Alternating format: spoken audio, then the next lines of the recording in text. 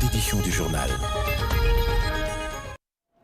À la une de ce soir, le président RD congolais est attendu aux USA pour une visite officielle à Washington. Félix Tshisekedi est invité à participer au National Prayer Breakfast, la rencontre annuelle de prière. Son agenda prévoit également des échanges de haut niveau avec les autorités américaines. Nous allons retrouver Pierre Kibambi Somoué pour mesurer la température avant l'arrivée du garant de la nation. Un important accord historique de partenariat économique a été scellé hier, le 2 février 2026, à Abu Dhabi, entre la RDC et les Arabes Unis au palais présidentiel en présence de deux chefs d'État. Cet accord prévoit trois axes majeurs, deux axes à découvrir dans le corps de votre édition. Au sommaire également de ce soir, l'aéroport international de Bangoka, Kisangani, chef-lieu de la province de la Chopo, a été la cible d'une tentative d'attaque d'une extrême gravité. Cette action hostile attribuée au régime de Kigali et ses supplétifs de l'AFC 123, vous suivrez la notabilité de la Chopo. Du feu dans un dépôt de produits pétroliers, l'incendie a eu lieu hier lundi à la 7e rue industrielle de Limete, provoquant panique et dégâts matériels importants. Pas de perte en vie humaine signalée. La ministre d'État aux hydrocarbures était sur le lieu. C'est mardi, madame, monsieur. Voilà tout pour le Grande Ligne. Bonsoir à toutes et à tous et bienvenue si vous nous rejoignez sur la RTNC. Direction tout de suite les USA où le président RD congolais est attendu pour une visite officielle. Félix Antoine Tshisekedi Tshilombo est invité à participer au National Prayer Breakfast, la rencontre annuelle de prière. Le chef de l'État prévoit aussi deux échanges de haut niveau avec les autorités américaines depuis les États-Unis. Pierre Kibambi Somoué pour le résumé. Le président de la République, Félix Antoine Tshisekedi Tshilombo, est invité officiellement à Washington, aux États-Unis d'Amérique, pour participer au National Prayer Breakfast, une rencontre annuelle à laquelle est conviée l'élite politique, économique et sociale. Avec l'avènement du président de la République, Félix Antoine Tshisekedi Tshilombo, à la magistrature suprême, la République du Congo occupe désormais une place de choix dans les concerts des nations. C'est dans cette optique que les États-Unis d'Amérique invitent le pays représenté au plus haut niveau de l'État à prendre part à cette rencontre annuelle de prière, incluant le président américain Donald Trump, son cabinet et des membres du Congrès américain. Une rencontre à laquelle sont invités des responsables religieux et des personnalités influentes du monde entier. L'invitation adressée au président Félix Antoine Tshisekedi Tshilombo s'inscrit dans le cadre du renforcement de relations diplomatiques et de coopération entre la RDC et les États-Unis. C'est aussi une invitation qui traduit la place croissante qu'occupe Kinshasa dans les échanges politiques et stratégiques avec Washington dans un contexte régional et international marqué par d'importants enjeux sécuritaires et humanitaires. À marge de National Prayer Breakfast à Washington en plein hiver, le président de la République aura aussi des rencontres bilatérales avec des responsables américains sur des questions de paix, de sécurité et de coopération entre la RDC et les États-Unis d'Amérique. Merci Pierre Kibambi Somoué pour toutes ces informations. Un important accord historique de partenariat économique a été signé hier à Abu Dhabi entre la RDC et les Émirats Arabes Unis au palais présidentiel en présence de deux chefs d'État, fruit d'une vision axée sur la transformation locale et de partenariat équilibré. Cet accord porte sur trois axes majeurs: commerce et investissement, infrastructure, mines et diplomatie. Jusqu'à Kosema. Pour marquer le renforcement de la coopération économique entre leurs pays, le président Félix Tshisekedi et son Altesse Mohamed bin Zayed Al Nahyan ont personnellement supervisé la signature de l'accord de partenariat économique global et trois mémorandums d'entente. L'accord économique a été signé par le ministre du Commerce extérieur, Julien Paluku, et son homologue des Émirats Arabes Unis, Thani bin Hamed. Ce document de près de 200 pages compte 17 chapitres et permet d'ouvrir le marché émirati à 6 000 produits d'origine congolaise et d'offrir de nouvelles opportunités aux entrepreneurs congolais. Le mémorandum d'entente signé avec les directeurs généraux de l'ONATRA concerne les projets du port en eau profonde des Bananas. Initié par le chef de l'État en partenariat avec DP World, il vise à doter la République démocratique du Congo d'une infrastructure maritime majeure à Mwanda. Le ministre des Mines, Willy Watoum, a quant à lui signé les MOU de coopération entre les deux pays dans les secteurs miniers sur les enjeux stratégiques de traçabilité et de la sécurisation des chaînes d'approvisionnement en minerais critiques. Enfin, les derniers MOU signés par la vice-ministre des Affaires étrangères, Noéla Ayeganagato, concernent le renforcement de la collaboration entre l'Académie diplomatique de la RDC et l'Académie diplomatique Anouar Gargache des Émirats arabes unis. L'aéroport international de Bangoka Kisangani, chef-lieu de la province de la Chopo, a été la cible d'une tentative d'attaque d'une extrême gravité dans la nuit du 31 janvier au 1er février 2026. Une action hostile attribuée au régime de Kigali et ses supplétifs de l'AFC 123 visait une infrastructure stratégique du pays, mettant gravement en danger la sécurité nationale et la population civile. On écoute Patrick Matata Makalamba, député national élu de Kisangani. Ces attaques, qui ont eu lieu le week-end du 31 janvier au 1er février 2026, au moyen de plusieurs drones kamikazes chargés de munitions non conventionnelles, démontrent, s'il en était encore besoin, le caractère criminel du régime de Kigali. La ville de Kisangani est, une fois de plus, cible de la barbarie rwandaise. Rappelons que de nombreuses familles endeuillées par les atrocités des troupes rwandaises en 1997, 1998, 1999 et 2000 n'ont jamais séché leurs larmes. Obus largués sur des objectifs civils, corps éventrés jetés dans la rivière Chopo, enlèvements et disparitions forcées, viols et violations innommables des droits de l'homme.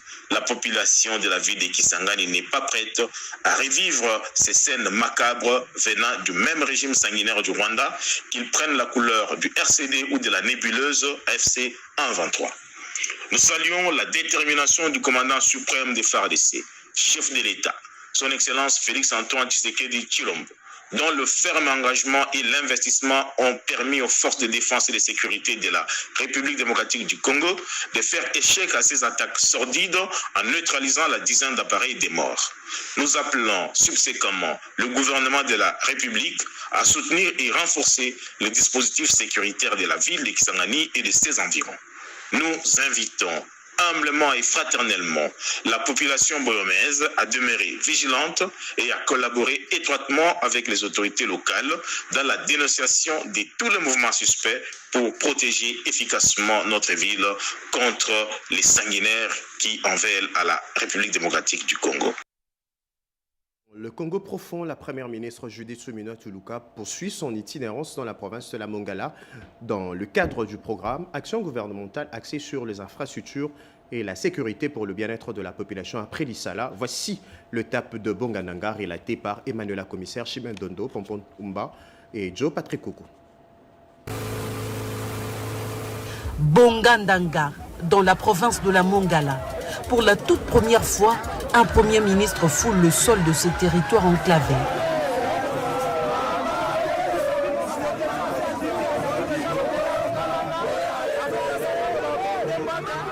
La chef du gouvernement, Judith Suminwa Tuluka, y a porté un message clair: paix, désenclavement et développement local.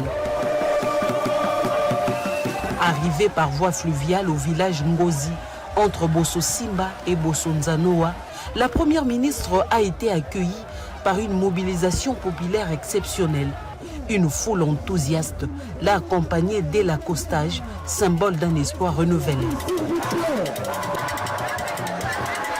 Accompagnée du gouverneur Jean-Colin Makaka, de plusieurs ministres et élus nationaux, Judith Suminwa Tuluka a annoncé des engagements concrets. Parmi ceux-ci figure le lancement imminent de travaux d'entretien de la route provinciale 309, longue de 125 km entre Ngozi et Bongananga Centre, ainsi que la construction de près de 70 ponts par l'office de route, les travaux sur la RN6 Bongananga Akula et l'acquisition de bacs fluviaux sont également prévus. Tolingi, lancé des travaux, le gouverneur a lobby étude de faisabilité et Salamaki eza Monganda ti Ngonzi 125 km. RN6P oyo ekoleka awa na Monganda ngati akula wana pe musala wana kala mingi te tozobanda. Pona likambo ya baki tolobi makambo mibale. 1 tozobanda nanu tobongisa bako ekufaki. 2 na pesi mitindo deja ndenge mokonzi ya mboka asengaki basomba pe baki ya sika eya koya awa na Monganda. Sur le plan sécuritaire, la première ministre a réaffirmé la mise en place des comités locaux de sécurité appelant à la cohésion nationale et à la cohabitation pacifique entre les communautés. Est-ce que Congo oyo bakoko na biso batikela biso tokoko ikondima ke batu mususu bakokotela biso bazo eteni mabele namoni awa bakutumie bazali bino bakutumie bokoko ikondima oyo nzamba atikela biso bakoko na biso batikela biso tondima. Une action de terrain qui s'inscrit pleinement dans le programme d'action du gouvernement pour un État plus proche du citoyen et un développement durable au cœur du pays.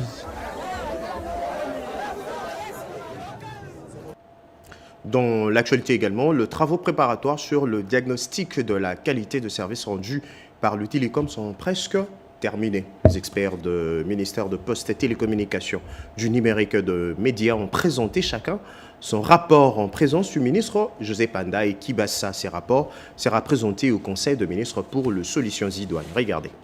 Les experts du ministère des Postes et Télécommunications, du numérique et de la communication ont présenté chacun, en présence des ministres sectoriels, le rapport sur le diagnostic de la qualité des services rendus. Il s'agit des travaux préparatoires présidés par le ministre des Postes et Télécommunications, Maître José Panda Kabangu, pour présenter des mesures concrètes au chef de l'État qui attend voir la population bénéficier des meilleurs services du numérique, de télécom et de l'audiovisuel. Concernant le secteur du numérique, 3 actions prioritaires ont été signalées. Il s'agit entre autres de la dotation par la RDC d'un data center national, mais aussi construire et rendre opérationnel le guichet numérique. Dans le secteur de l'audiovisuel, un diagnostic technique a été élaboré. Il s'agit de l'insuffisance des infrastructures modernes de la télévision numérique terrestre, du manque d'entretien du réseau analogique, mais aussi de la saturation du spectre audiovisuel. Et dans le secteur de postes et télécommunications, la nécessité de la réalisation d'une cartographie des infrastructures critiques et l'établissement d'un cadre de collaboration permanent entre le gouvernement, le régulateur et les opérateurs pour la planification, suivi et résolution de problèmes a été envisagé. Le représentant du ministre de la Communication et Médias explique la nécessité de cette réunion. La réunion d'aujourd'hui entre dans la droite ligne des travaux préparatoires de ce grand rapport qui sera transmis à la haute hiérarchie. Les 3 ministres ont voulu présenter un seul rapport au chef de l'État parce que cette instruction les concernait tous. C'est ainsi que chaque ministère est venu avec les experts du secteur pour travailler sur la méthodologie et les moyens de mise en commun de ces différents rapports afin que les autorités politiques qui sont les ministres puissent mettre la dernière main et préparer, le présenter le plus tôt que possible en Conseil de ministres. À noter que ces travaux font suite aux instructions du chef de l'État données lors de la 74e réunion du Conseil des ministres. Santé à présent vers l'indépendance dans la production locale de médicaments en RDC. Le ministre Samuel Roger Kamba a présenté le grand projet pour devenir un leader dans l'industrie pharmaceutique en Afrique centrale. Robert Ndaye et Turbo Chimanga.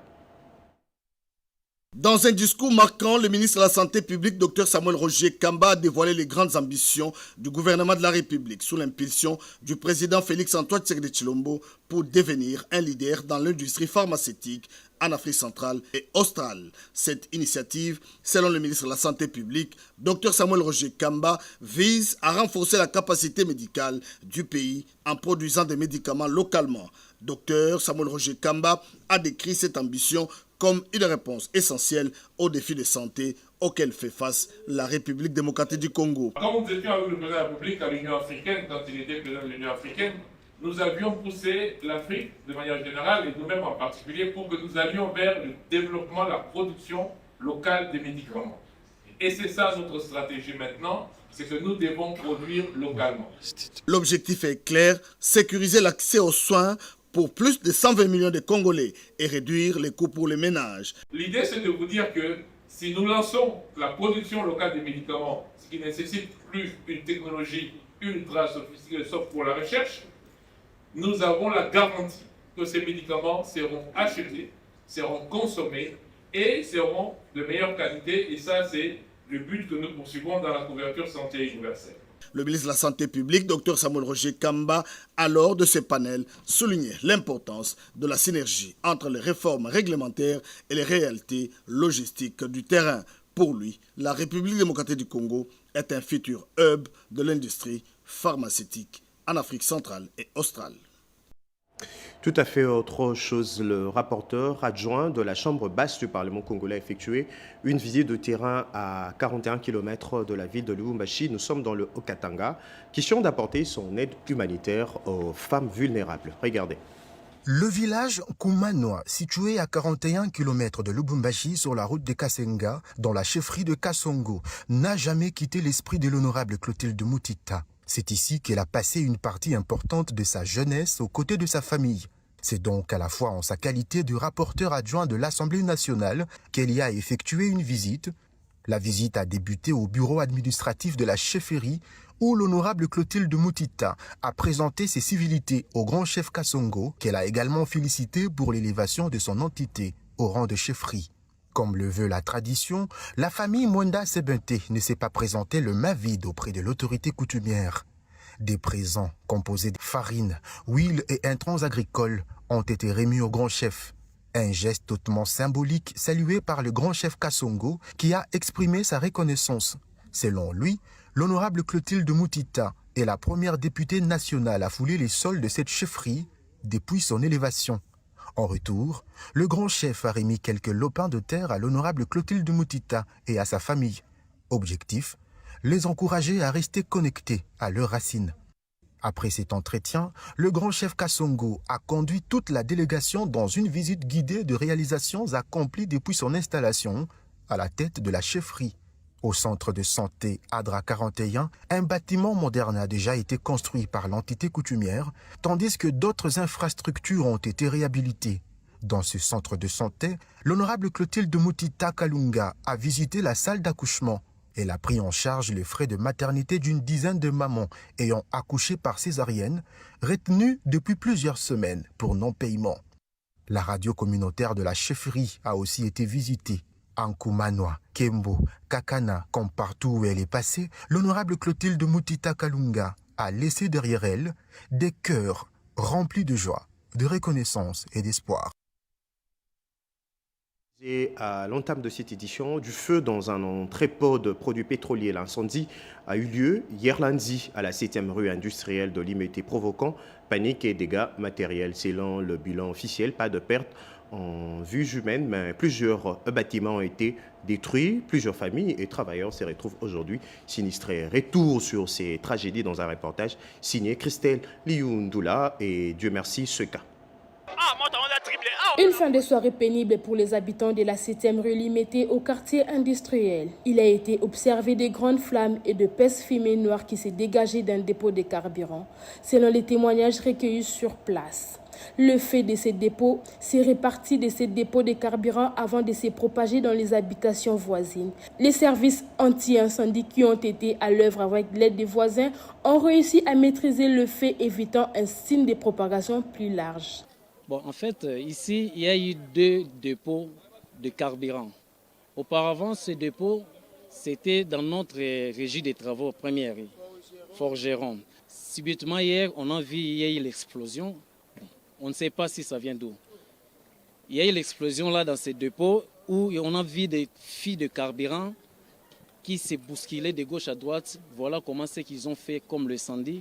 Même notre rail des chemins de fer est endommagé. Les maisons d'autrui sont endommagées. Donc on ne sait pas quoi faire. Il y a eu trop de gens qui sont ici, ils ont perdu leurs biens. Et là, on demande vraiment dans notre État pour assister tous ces gens-là parce que c'est tellement difficile. Lobby, ngai na vandia wepa na ngai awa, na moni kaka fi à carburant et enflammé. Bouh!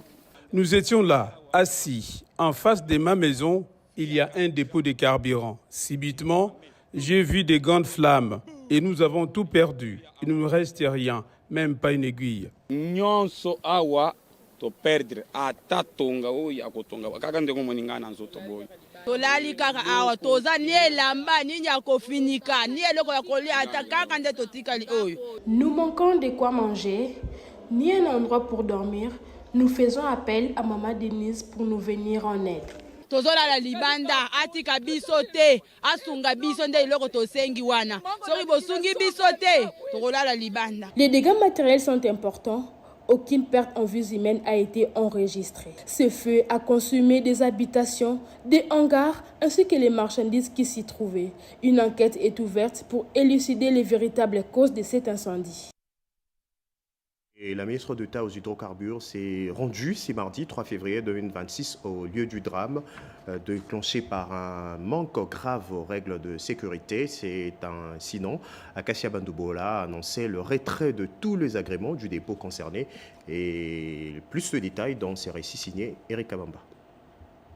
La ministre d'État, ministre des Hydrocarbures, Acacia Bandoubola Mbongo, est descendue ce mardi 3 février 2026 au quartier Sokopao, dans la commune de Limité, victime d'un incendie causé par un dépôt de produits pétroliers. Ces dépôts de carburant avaient pris feu le lundi 2 février en début de soirée, suite à un manque de professionnalisme d'un vigile qui fumait dans les installations alors que c'est strictement interdit. Acacia Bandoubola Mbongo décide de retirer tous les agréments de ces dépôts de stockage de ces produits pétroliers, déplore cet incendie malheureux qui laisse certaines familles sans abri et exige le respect des normes de sécurité ainsi que le professionnalisme de la manipulation des produits pétroliers. Dès demain, nous allons retirer les agréments à tous ces dépôts que nous appelons clandestins parce qu'en réalité, ils ne méritent pas d'être des dépôts pétroliers. La manipulation de ces produits demande à ce que les normes soient respectées. Les normes de sécurité, les normes de la manipulation et des personnes habilitées à le faire doivent être des professionnels. Mais ici, le cas échéant, nous constatons que ce n'est pas le cas. C'est une situation que nous déplorons et que le gouvernement va prendre les mesures appropriées pour que de tels cas ne se répètent plus. La bourgmestre de la commune de Limité, Nathalie Alamba Feza, promet de mettre à la disposition de la patronne des hydrocarbures la liste de tous les dépôts de stockage des produits pétroliers et stations-service qui œuvrent dans sa municipalité. Hélas, nous attendons de vous des résultats forts. Je vais vous dresser une liste des dépôts là où on va des carburants. Il s'est de signaler que les dégâts de cet incendie est énorme. Plusieurs ménages sont détruits, quelques blessés graves, aucune perte en vies humaines et plusieurs familles sont actuellement sans abri. Et puis en bref, sans images, spoliation de la parcelle abritant la résidence officielle appartenant à l'ambassade de la République de Côte d'Ivoire à Kinshasa, étant donné que le bien diplomatique bénéficie d'une protection spéciale face à la gravité de fait. Le ministre d'État, ministre de la Justice et garde des Sceaux, saisi du dossier, enjoint au procureur général près la Cour de cassation d'ouvrir immédiatement une enquête judiciaire à l'encontre de présumés spolieurs et de tout complice éventuel. Et puis la ministre déléguée française en charge de la francophonie, partenariats internationaux et de français de l'étranger a échangé avec son homologue congolais Crispin Mbadou la candidature de la RDC au secrétariat général de l'Organisation internationale de la francophonie. Parmi de sujets évoqués, Nanoumba. Dans la perspective de nouer des relations multilatérales et bilatérales, ainsi diplomatiques entre la République française et la République démocratique du Congo, c'est ce qui justifie la rencontre de deux personnalités, Éléonore Hariot et Crispin Mbadou Panzou. Plusieurs questions d'intérêt commun ont passé au peigne fin entre les deux personnalités. Nous avons discuté du partenariat de la France et de la RDC, notamment en matière de promotion de la langue française et des valeurs de la francophonie. L'important pour nous, c'est que la RDC joue pleinement son rôle au sein de la francophonie. Encore une fois, nous avons beaucoup de choses à faire pour promouvoir la langue française et les valeurs qui nous unissent. Nous savons que la RDC est très attachée au multilatéralisme. Nous avons d'ailleurs discuté des résolutions au sein des Nations Unies, de l'avancée de votre place en tant que membre au Conseil de sécurité des Nations Unies pour 2 ans. Et donc l'OIF est aussi une institution très importante et nous espérons que la RDC pourra y jouer aussi tout son rôle. Et en tout cas, nous avons discuté de toutes ces choses. La RDC est un acteur essentiel de la francophonie et la francophonie, aujourd'hui, donc il y a 320 millions de locuteurs de français à travers le monde. Nous estimons qu'en 2050, il y en aura environ 700 et cette croissance, elle sera essentiellement africaine. Alors pour nous, évidemment que c'est important d'accompagner les jeunesses africaines, la jeunesse de RDC et d'encourager la promotion de la langue française et des valeurs de la francophonie dans ce pays qui est un pays partenaire et ami. Avec son homologue, ils ont évoqué aussi la crise humanitaire que vit la population de l'Est de la RDC suite à l'agression rwandaise. Il a officiellement pris ses fonctions au Botswana le week-end. Le nouvel ambassadeur extraordinaire et plénipotentiaire Patrick Mutombo Kambila a remis ses lettres de créance au président de la République du Botswana. Honneur militaire, passage des troupes en revue, tapis rouge déroulé, la cérémonie est solennelle. Le nouvel ambassadeur extraordinaire et plénipotentiaire de la République démocratique du Congo au Botswana, Patrick Mutombo Kambila, a remis ses lettres de créance au président du Botswana, Douma Gideon Boko, lettre l'accréditant officiellement en qualité d'ambassadeur extraordinaire et plénipotentiaire de la République démocratique du Congo au Botswana et à la SADC. Le président Douma a loué l'excellence des relations entre son pays et celui de Félix Antoine Tshisekedi Tshilombo. Le Botswana n'est pas indifférent à l'agression rwandaise et barbarie qui se déroule à l'est de la République démocratique du Congo. Bien avant cette cérémonie, l'ambassadeur extraordinaire et plénipotentiaire Patrick Mutombo Kambila a remis au ministre des Affaires étrangères Peigno Boutale les copies figurées de ces lettres. Né à Kipushi, fils de papa Etienne Mutombo Kambila et Louise Kapinga, Patrick Mutombo est licencié en relations internationales, admis sous statut des agents de carrière de service public de l'État. Il gravit en toute régularité tous les échelons jusqu'au grade de directeur. C'est une personne ressource pour les questions de la région de Grand Lac de ces 20 dernières années que le président de la République, Félix Antoine Tshisekedi Tshilombo, nomme au Botswana et à la SADC. Dans la soirée, les Congolais de la diaspora, unis dans l'adversité, ont rendu un hommage vibrant aux représentants personnels de Félix Antoine Tshisekedi Tshilombo au Botswana. En inaugurant le 12 mai 2023 l'ambassade de la République démocratique du Congo en terre africaine et de Botswana, le président de la République, chef de l'État, Félix Antoine Tshisekedi, a tenu à extérioriser sa vision du progrès des peuples à travers la mise en évidence de partenariats gagnant-gagnant et le partage d'expériences porteuses d'émancipation économique intra-africaine. Avec un souhait, renforcer le lien de coopération entre les deux nations. La mobilisation de recettes de l'État requiert de procédés transparents et fiables. La CADECO veut devenir ses partenaires solides en termes de collecte de fonds des impôts synthétiques pour la DGI. Le directeur général de la CADECO a fait le tour de quelques antennes de ces structures pour s'assurer de 6 atouts. Edith Chala.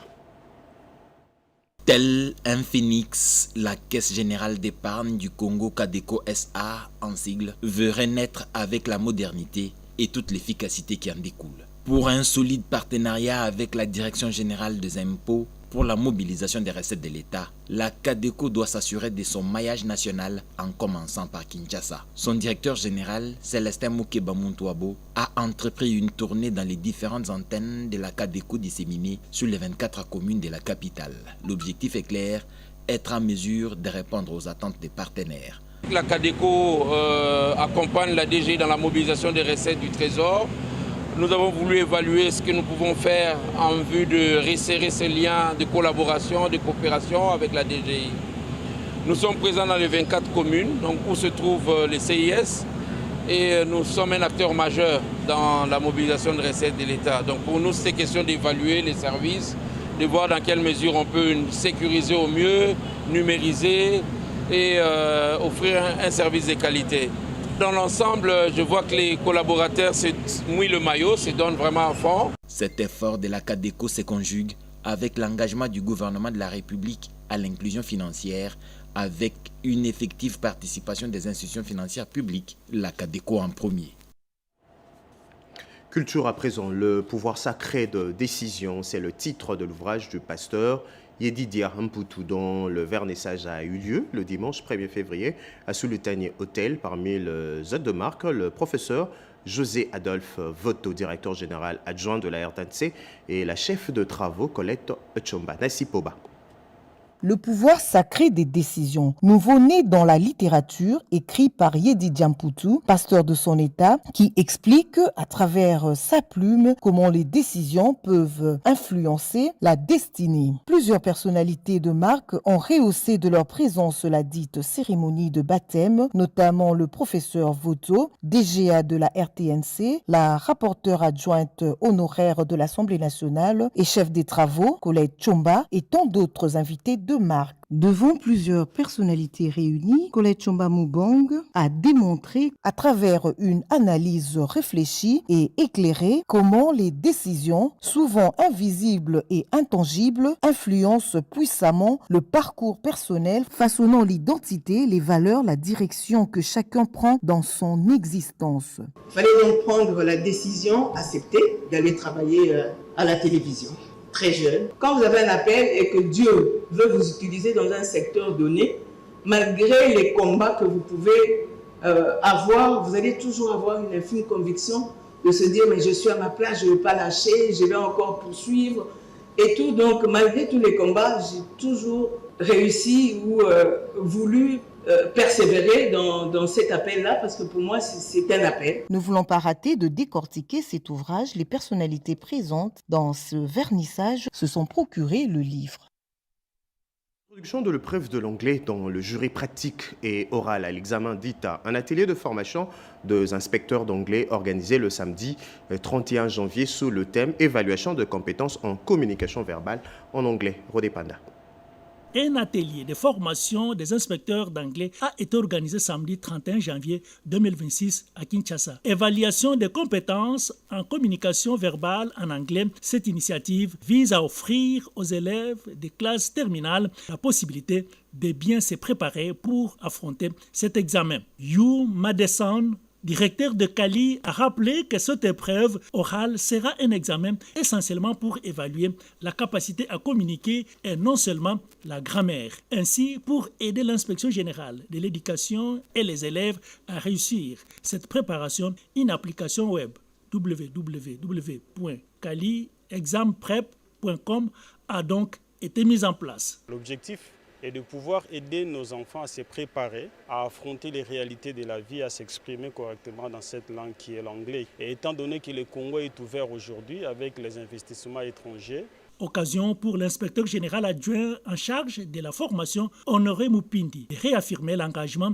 du ministère de l'Éducation nationale à poursuivre avec la réforme déjà en cours aux besoins actuels de la société ainsi que l'innovation. Nous avons beaucoup appris avec Cali. Nous avons 3 problèmes majeurs. La révisitation de tous nos programmes d'enseignement, l'innovation de nos méthodes pédagogiques. Nous avons enseigné pendant des décennies le fonctionnement de la langue anglaise sans apprendre aux apprenants comment s'exprimer. Les participants, les inspecteurs d'anglais, ont exprimé leur satisfaction face à la réforme du système éducatif et à cette initiative de partenariat avec Cali visant un enseignement axé sur les résultats et le développement durable.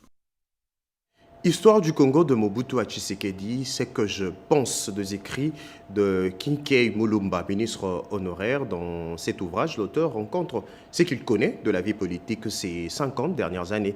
Gumatundu. De Mobutu à Tshisekedi, plus d'un demi-siècle d'histoire congolaise défilée entre les pages d'un livre choc, mais surtout à travers le regard d'un témoin engagé. À Paris, lieu du vernissage du livre, la mémoire nationale s'est donné rendez-vous autour d'un homme, d'une plume et d'un récit, celui de Trifon Kinkei Mulumba, journaliste, homme politique et acteur de premier plan de la vie publique congolaise qui dévoile son ouvrage « Histoire du Congo » de Mobutu à Tshisekedi, c'est que j'en sais. Un vernissage à forte charge historique entre témoignages, réflexion et transmission. Kinkei Mulumba est d'abord un journaliste, mais c'est un académique, c'est un professionnel de l'écriture, du journalisme. et il a vécu, il a accompagné de très près la vie politique, on va dire, des 50 dernières années, certainement au Congo, ce qui en fait un témoin privilégié de tout ce qui s'est passé depuis l'époque du maréchal Mobutu jusqu'à aujourd'hui avec le président Tshisekedi. À travers cet ouvrage, Kinké Mulumba ne prétend pas clore le débat sur l'histoire du Congo, mais y apporter sa part de vérité, forgée par l'engagement et le temps. Entre devoir de mémoire et invitation à la réflexion, Histoire du Congo de Mobutu à Tshisekedi s'inscrit comme une contribution majeure au récit national. Un livre pour comprendre le passé, éclairer le présent et penser l'avenir. C'était un journal de la rédaction coordonné par Judith Boalia, réalisé par Simon Kakolongo et André Njeka, assisté de Hugues Vuele, Joseph Nzezo et Narcisse Makani. Votre édition a été écrite par Nana Monza Zebo. À toutes et à tous, bonne soirée. Je vous retrouve demain à 20h pour de nouveaux titres d'actualité.